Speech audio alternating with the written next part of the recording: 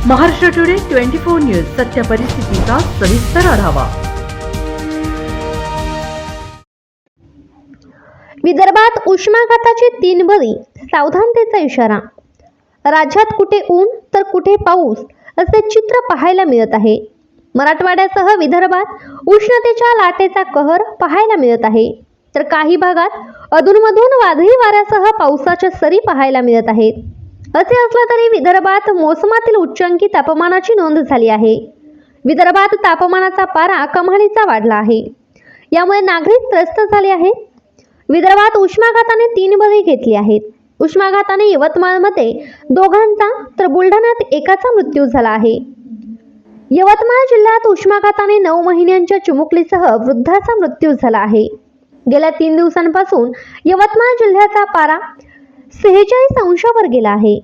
अशातच 9 महिन्यांच्या चिमुकलीसह एका 70 वर्षीय वृद्धाचा मृत्यू हा उष्माघातामुळे झाल्याचे सांगितले जात आहे। बेरोला येथील विद्या निलेश टेकाम असे मृत चिमुकल्या मुलीचे नाव आहे, तर चिंचमंडळ येथील दादाजी मारुती भुते असे 70 वर्षीय मयत वृद्धाचे नाव आहे। सध्या 40 रुग्णांवर उपचार सुरू। उष्माघातामुळे या दोघांचा मृत्यू झाल्याचा अंदाज व्यक्त करण्यात येत असून मृत्यूचं नेमकं कारण अहवाल प्राप्त झाल्यानंतरच सांगता येईल, अशी प्रतिक्रिया जिल्हा आरोग्य अधिकारी प्रल्हाद चव्हाण यांनी दूरध्वनीवरून संपर्क केला असता दिली आहे।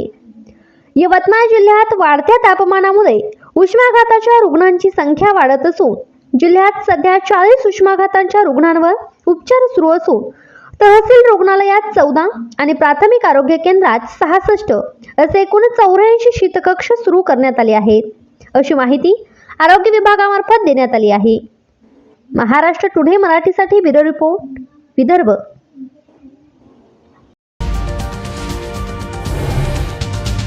आजच महाराष्ट्र टुडे 24 न्यूजला सबस्क्राईब करा आणि सत्य परिस्थितीचा सविस्तर आढावा पहा।